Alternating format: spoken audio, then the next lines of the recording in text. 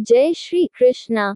दोस्तों, हाजिर है एक बार फिर कहानी छोटी सीख बड़ी का उद्देश्य लेकर। दोस्तों, बड़ी ही कमाल की बात कही है किसी ने कि सच्चे मन से की गई भक्ति असंभव को भी संभव बना देती है। दोस्तों, आज की कहानी है एक चिड़िया की जो जंगल में एक पेड़ पर रहती थी।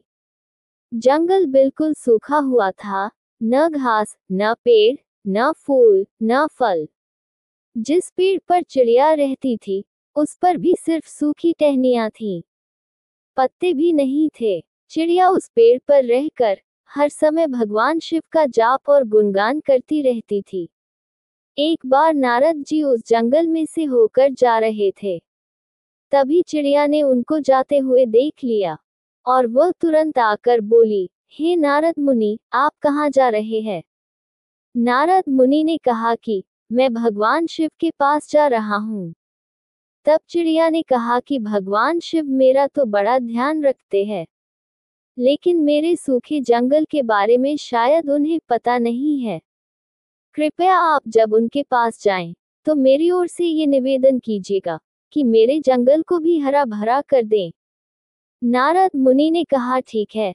नारद जी जब भगवान के पास पहुंचे, तब उन्होंने भगवान शिव के पास जाकर चिड़िया ने जो निवेदन किया वह बात भगवान को बताई, तो भगवान ने ध्यान नहीं दिया। नारद जी ने कई बार कहा, तब महादेव ने कहा कि हे नारद, चिड़िया की इस समस्या का निवारण मैं नहीं कर सकता, क्योंकि केवल इसी जन्म में नहीं बल्कि चिड़िया के भाग्य में आने वाले 7 जन्मों तक ऐसे ही सूखे जंगल में रहना लिखा है।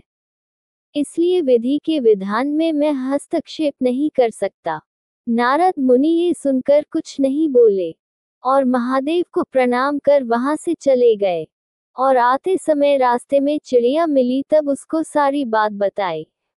ये सुनकर चिड़िया कुछ पल के लिए उदास हो गई, लेकिन उसने मन ही मन एक निर्णय ले लिया था। कुछ समय बाद नारद जी पुनः उस जंगल से निकले, तो उन्होंने देखा कि इस बार ये जंगल पहले जैसा तो बिल्कुल नहीं था, पूर्णतः बदला हुआ था। पूरा जंगल हरा भरा, हरी घास, फूल, फल से लदे हुए पेड़ थे। और जिस वृक्ष पर चिड़िया रहती थी वो भी फूलों और फलों से लदा हुआ था। चिड़िया भी प्रेम मग्न होकर भगवान शिव का नाम लेते हुए पेड़ पर नाच रही थी। नारद जी ने सोचा कि महादेव ने मुझसे यूं ही झूठ बोला। जब उनको चिड़िया की बात माननी थी तो मुझे मना क्यों किया? यही सोचते हुए वो महादेव के पास पहुंचे। नारद जी ने महादेव को जंगल के हरे भरे होने तथा चिड़िया के बारे में पूछा, तो महादेव ने कहा कि मैंने तो चिड़िया को कभी कुछ नहीं दिया, फिर भी मेरा गुणगान करती रहती है। उसकी अनन्य भक्ति, अटूट विश्वास और निश्चल प्रेम की वजह से मुझे उसके 7 जन्म के भोग काटकर वो सब चिड़िया को देना पड़ा जो वह चाहती थी।